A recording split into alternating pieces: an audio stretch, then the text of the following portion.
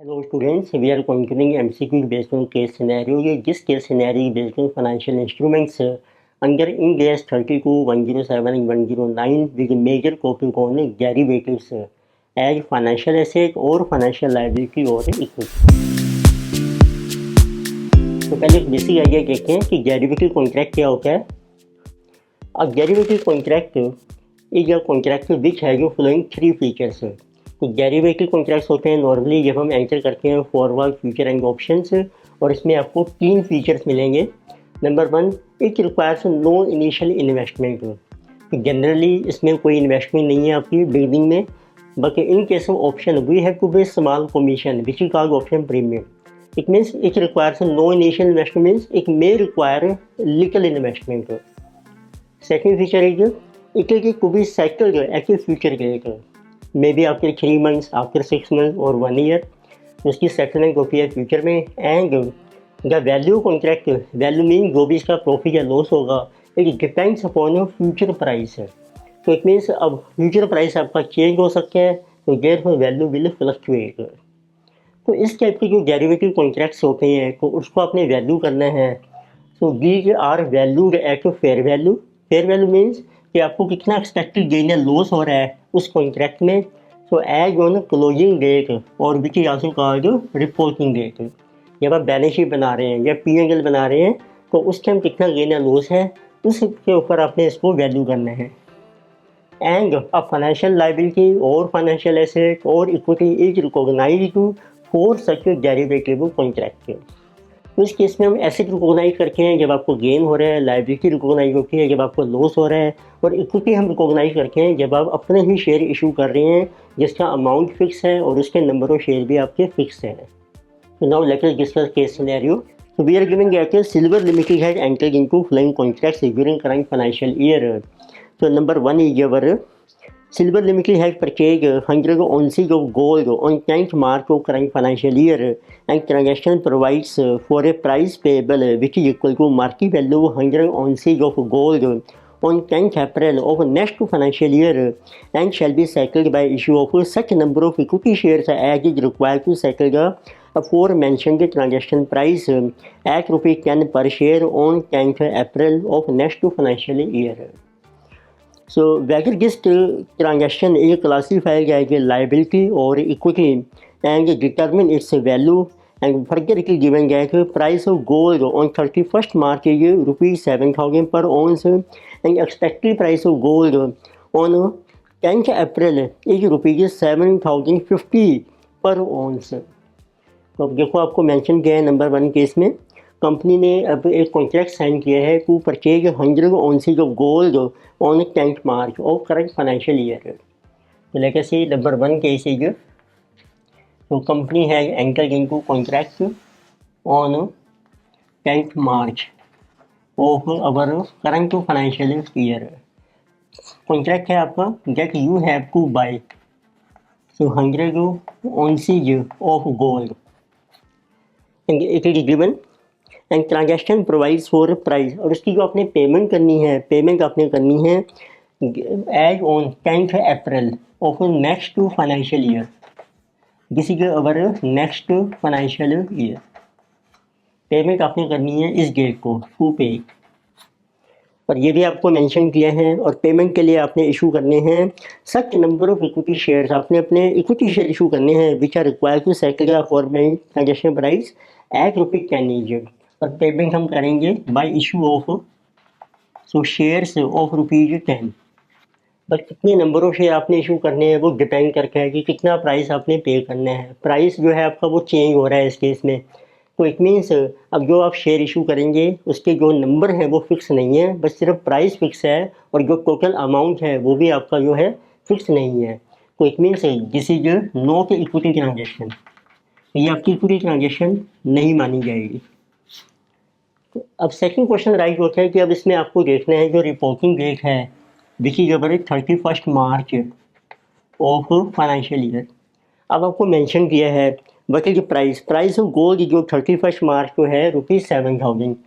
Price आपको mention किया है दिस इज ₹7,000 पर ounce. एंड एक्सपेक्टेड प्राइस है हमारा जो 10 अप्रैल को होगा, वो प्राइस होगा आपका 7050। इतने ये प्राइस है आपका 31 March and expected price this is rupees 7050 per ounce. It means यदि आप 31 मार्च को ही पेमेंट करते हैं फिर आपको पेमेंट करनी पड़ेगी 7000, but we have to make payment on 10 April जिसकी एक्सपेक्टेड वैल्यू है 7050। तो इट मीन्स उस केस में आपको एक्सपेक्टेड लॉस हो रहा है। So there is expected loss. ये जो एक्सपेक्टेड गेन या लॉस होता है ये आपकी मानी जाएगी fair value. So this is called fair value of our contract. कि ये जो आपने कॉन्ट्रैक्ट साइन किया है to buy 100 ounce of gold जिसकी पेमेंट करनी है फ्यूचर में, तो क्या ये डेरिवेटिव कॉन्ट्रैक्ट है? नंबर 1, जीरो पीरियड में आपकी कोई इन्वेस्टमेंट नहीं है, प्राइस इसका जो है वो फ्यूचर प्राइस पे डिपेंड करके है, सेटलमेंट भी आपकी होगी फ्यूचर में। तो yes it is derivative contract. तो ये आपका डेरिवेटिव कॉन्ट्रैक्ट माना जाएगा और इसको आपने अपने वैल्यू करना है on the basis of fair value. Fair value means जो आपका एक्सपेक्टेड गेन है लॉस हो रहा है, तो उस केस में जो कोई लॉस हो रहा है वो आपका 50 रुपीज़ पर ओंस। तो टोटल 100 ओंसेज आपको बाई करने हैं, तो एक्सपेक्टेड वैल्यू है आपके फेयर वैल्यू ₹5,000।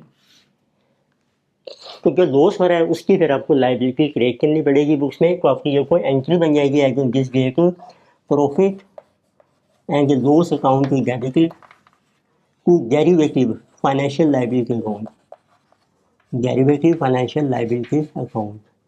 तो this is at fair value, ये आपकी फेयर वैल्यू के बेस पर आ रही है विच इज ₹5,000। तो डेरिवेटिव का आप ब्रैकेट में नेम भी मेंशन कर सकते हैं। This is our long gold, जो गोल्ड कॉमोडिटी है जिसको आपने परचेज करना है। तो what is value? This is 5,000। तो आपको लाइबिलिटी क्रिएट करनी है 5,000 की। So now you can see which option is correct. So in this case answer is option number B. So next we have second case. So we are giving that Silver Limited writes an option contract on 1st March of current financial year for sale of shares of Target Limited at a fixed price of ₹100 per share to C Limited. And this option is exercisable anytime for a period of 90 days, which is called American option, and market price on 31st March means end of current financial year is ₹120 per share. So whether it is your financial liability or equity or financial asset and by what amount it will be created. तो आप देखिए आपको mention किया है इसमें silver limited ने एक right किया है, इट इज गिवन गया कि सिल्वर लिमिटेड राइट्स। तो राइट्स मीन्स होता है कि हमने सेल किया है, sell an option contract for sale of shares, और आपने ऑप्शन कॉन्ट्रैक्ट जो है सेल किया है राइट्स ऑप्शन कॉन्ट्रैक्ट, और उसके थ्रू भी आपने शेयर्स को सेल करना है to sell shares of target company which is Target Limited. It means देखो जब आपको शेयर को सेल करना है तो उसका जो राइट आपको मिलता है वो मिलता है आपको पुट ऑप्शन में, तो ये आपकी पुट मानी जाएगी, पुट ऑप्शन। और पुट में आप बायर हैं या सेलर हैं और आपको मेंशन किया है कि कंपनी ने इसको राइट किया है, इट मीन कंपनी के सेलर ऑफ पुट ऑप्शन।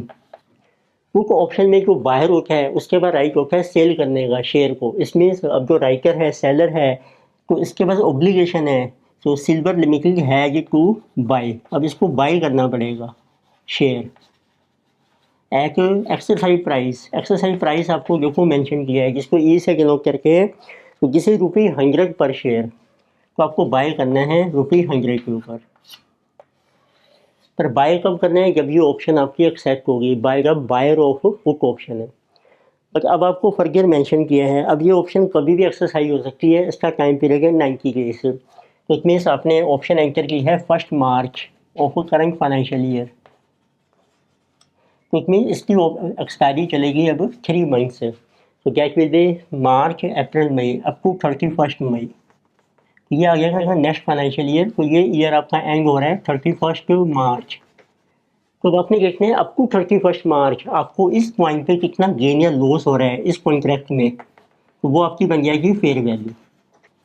अब जो आपकी पुट ऑप्शन होती है ये डेरिवेटिव कॉन्ट्रैक्ट है क्योंकि इसकी सेटलमेंट फ्यूचर में होनी है, प्राइस भी फ्यूचर में ही डिटरमिन होगा। तो इस टाइम देखिए अब आपको जो मेंशन किया है कि जो शेयर का प्राइस है वो आपको मेंशन किया है कि this is given ₹120, share price is given this is 120, sorry it is given price is ₹90, तो शेयर प्राइस आपको मेंशन किया ₹90। तो अब आपने देखना है इस पॉइंट पे आपको कितना गेन या लॉस हो रहा है। अब देखो ये पुट का जो बायर है उसके पास राइट है सेल करने का, मार्केट प्राइस अब आपका कम है 31 मार्च को, it means as on 31 March, so this put will be accepted by the buyer.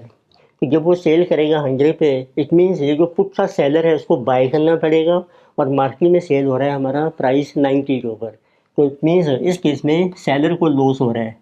तो there is loss to put seller, put writer भी कह सकते हैं। पुट सेलर कौन है? Silver limited.